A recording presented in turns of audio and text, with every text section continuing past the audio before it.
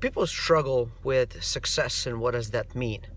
And oftentimes I get asked questions of how do you always stay positive? How do you always look at the bright side of everything that happens? And I don't know if that is something that I was ingrained with, that growing up in a poor household, in a poor country, looking for ways to survive, always having this big dream of being able to live a better life.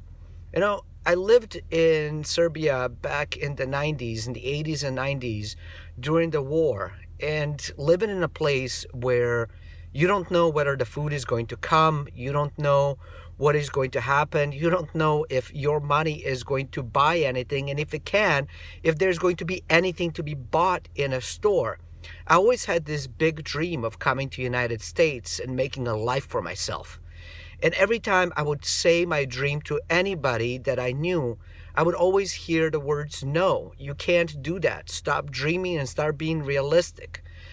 At some point, I learned to stop telling people what my dream is and just going for it. A lot of times we think of coming up with like a plan B. If what I want to do, what I really want to do, what I believe that I was put on this earth and on planet to be able to create, to be able to do, if I can't do it, what is my plan B? The problem with plan B is that we divert our focus into multiple things, and now we have this safety net. And when it comes to money, I always talk about the safety net, right? But when it comes to dreams, when it comes to aspirations, when it comes to wanting to do something for yourself, Plan B simply doesn't work. We as human beings have this notion that, if something doesn't work out, what is our fallback plan? And I think that's really important when it comes to business and strategic planning and that kind of stuff. But when it comes to your dreams, put plan B aside. Living in Serbia when I was a kid, I never ever thought of what if I don't make it to the United States? What if I don't get to live that I want to live? I always, that just didn't exist. That was the only thing, that was the only goal, that was the only driving force behind of how do I get there and how do I make this life? The life that I vision, the life that I live today is the life that I have envisioned well over 30 years ago, y'all. And it was so strong, so big, it was a driving force behind everything that I did. I practiced speaking English, and it wasn't English. It was mumbo-jumbo words that meant nothing, that sounded like English to me. And that was the part that I was preparing myself for the life that I wanted to live.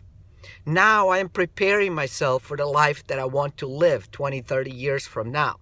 And my question always to all of my students, to all of my clients, to everybody that I always converse with, interact with, is a question of what do you want to do 20, 30, 40, 50 years from now?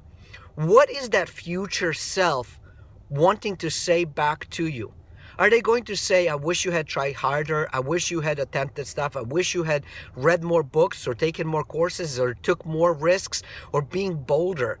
Or is that person going to say, thank you for reading all the books and taking the courses, for learning, for trying, for being bold, for doing things so that now I can live the life that I was meant to live? I don't know what that is for you. I don't know what your dreams and goals and aspirations are. Most of us have a dream of, having a better life, making a bigger impact, creating a nonprofit, taking care of our kids and families, being able to relax, being able to travel. We all have these dreams and these goals and aspirations, and we all know we are meant to do more than what we're doing.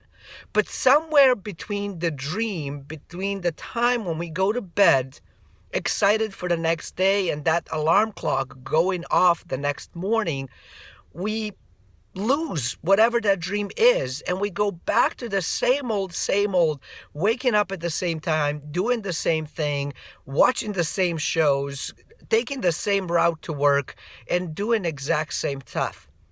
A lot of times we get sidetracked by following the money and the titles, even when they don't fulfill us.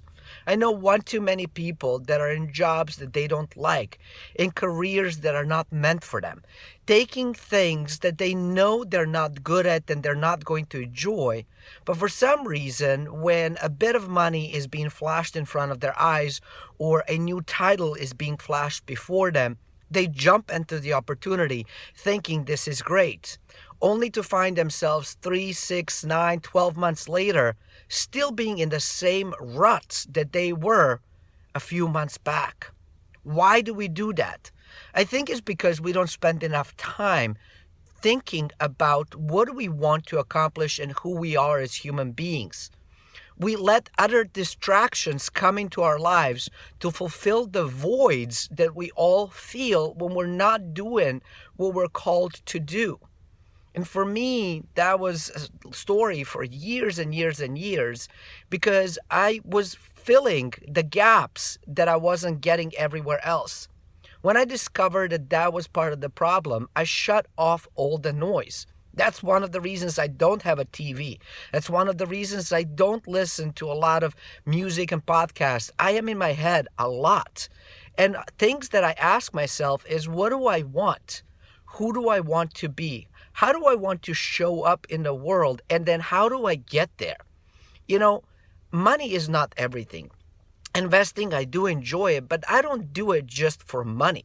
I do it for the impact that I can have and the life that will allow me to have that impact. That's why I do it. Teaching these things, it was really interesting. About 6 months ago, plus minus, I have acquired, so to speak, a mentee. He was only 18 when he came to me, and he basically replaced me with a college education. Now, I will tell you that's beyond scary to know that you are supposed to replace 4 years of college education in somebody's life, to be able to guide them and to make sure that they grow up and become exactly who they want to be and do what they're meant to do, what they love to do. But one of the things that we talked, and I said, I don't teach things. I don't do stuff because I have to. A lot of people out there that you might see online, that you might see in business, that you might see in jobs, maybe even you or your colleagues or your family and friends do things because they have to. They do it because they have to earn money, which I get, right? Life is not free. Everything in life we have to pay for one way or the other. But I have figured out and solved the money challenge, and now I get to do what I love. I teach not because I have to. I teach because I love to do that. I was put on this earth to help other people fix things and utilize my skills, my abilities, my knowledge to help them fix their own lives. That's what I do. That's why I'm doing all of this stuff. And I hope it's coming through as something that I truly enjoy doing. My question to you is, what are you put on this earth to do? What is your big passion? What is your big goal? And are you taking time every single day to get a bit closer to it? If you're not, you're wasting your life away. And if you feel this void, chances are that is why. I don't have a product to sell you to tell you go do this or go do that. You need to discover your own things of what you want to do and create a strategic plan of how are you going to get there. I have a dream that I wanted to create this educational company to helping people. For me to be able to do that, I had to figure out my own money situation of how I'm going to do that. Once I did, I was able to then start working on things that I'm passionate about. But every single time that I went to work to make a bit of money so that I can start investing and start working towards my company, I was excited. I was excited to be able to go out there because every single hour that I traded, every single time that I spent thinking about how do I fix something, I knew I was that much closer to my goal. And that is what I was hoping to be able to do in this video today.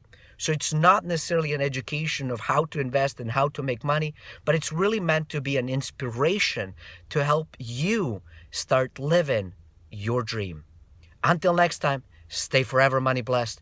And do remember, you are only one deal away.